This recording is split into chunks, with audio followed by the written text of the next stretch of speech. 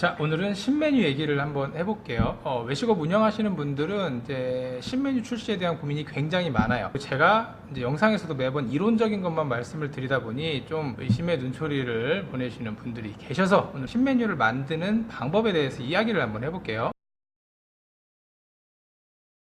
자, 신메뉴를 개발하는 이유는 매출을 높이려는 의도도 분명히 있지만 이제 식재료의 로스율을 줄여서 매입비를 낮추려는 의도도 분명히 있습니다. 버려지는 식재료를 활용해서 새로운 메뉴를 만들면 이제 비용의 투자 없이 새로운 것들을 만들 수 있기 때문에 만에 하나 팔리지 않더라도 그거에 대한 리스크가 좀 적습니다. 그리고 흔히들 이제 메뉴를 추가하고자 할 때 이제 막 전혀 새로운 걸 떠오르는 경우가 많아요.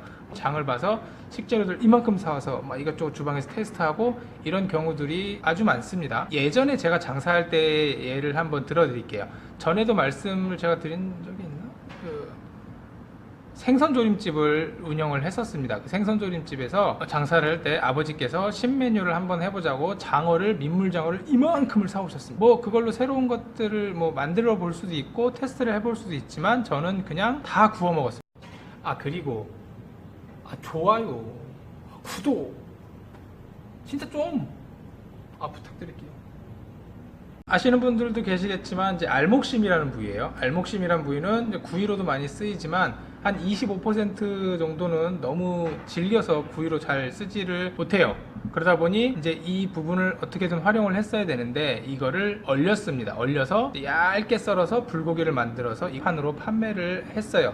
보통 불고기는 일반 목심으로 하는데 알목심은 불고기를 하기에는 조금 고급 고기고 부드럽기 때문에 그나마 조금 더 메리트가 있는 불고기가 될 수가 있었어요. 자, 그리고 보통 일반적인 불고기들은 목심이나 앞다리살 이런 거를 씁니다. 알목심은 구이로 먹기엔 조금은 질기지만 불고기로 먹기엔 훌륭한 부위예요. 근데 훌륭한 부위로 불고기를 훌륭하게 만들어서 하루에 한정판으로 판매를 하니 고객도 좋고 저희도 좋고 희소성도 있고 윈윈이 되는 메뉴가 되는 거죠. 다만 불고기가 좀 대중적이다 보니 조금은 더 차별화를 둔 것이 바로 파불고기입니다. 파불고기에는 이제 파를 잔뜩 올려서 이제 비주얼적으로 이제 보완을 한 거죠. 기존에 있는 식재료를 활용해서 대중적인 음식을 만들고 파를 활용해서 조금 더 특색 있는 새로운 것을 창출한 메뉴의 예라고 볼 수 있어요. 버려지는 식재료를 사용하는 예는 간단하게는 야채 남는 걸로 육수를 우리는 것부터 싼 옵진쌀을 활용해서 우삼겹 만들고 얘는 굉장히 다양해요. 우선 버려지는 식재료가 주방에서 무엇이 있는지를 확인을 하고 얘네를 가지고 뭘 할 수 있을지를 한번 고민해 보는 걸 시작하셔야 돼요. 자, 버려지진 않지만 이제 쓰임새가 조금 적은 식재료들도 분명히 있어요. 예를 들면 이제 고깃집에 마늘 슬라이스 같은 거 재활용하기도 애매하고 쓰자니 그냥 된장찌개에 넣을 수밖에 없는 이거를 저는 마늘 버터를 예전에 한번 만들었어요. 버터를 이제 녹인 후에 거기다 이제 이 마늘만 살짝 익혀서 버터에 넣어서 얼린 다음에 모양을 잡아서 얼린 다음에 얇게 썰어서 고기 위에 나갑니다.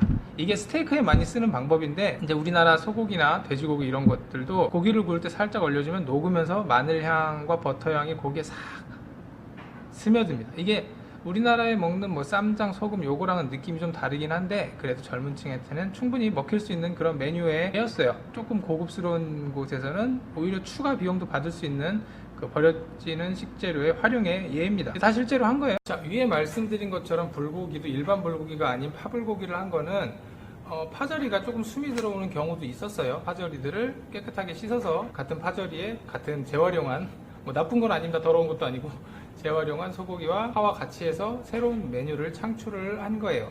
다시 한번 말씀드리지만 일단 버려지고 낭비되고 또 활용도가 적은 식재료들을 충분히 활용해서 메뉴를 만들 수가 있어요. 이제 그것들을 잘 활용을 하셔야 돼요. 제가 호주에서 셰프로 일할 때 이제 낚시를 한번 셰프들이랑 간 적이 있었어요. 그 호주 셰프가 이만한 도미를 낚시를 딱 잡았어요. 난리가 났습니다. 우와!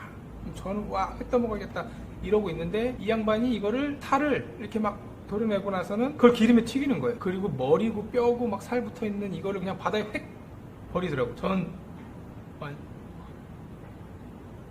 지금은 아니겠지만 예전에 제가 있을 때는 이런 일이 굉장히 빈번했어요. 정육점 가면 이제 사고를 그리고 곱창을 거저 받을 수도 있었어요. 전 그걸로 메뉴를 만들어서 팔았어요. 탈각새우 공장 가서 새우 껍데기만 얻어와서 육수 내서 해물라면 팔기도 하고 도살장에 가서 버려지는 부속물들을 얻어와서 탕 끓이기도 했어요. 호주니까 가능하지라고 하실 수도 있어요. 하지만 우리나라에서도 지금도 우리 매장에서도 버려지고 낭비되고 잘 활용이 안 되는 식재료들은 분명히 많아요.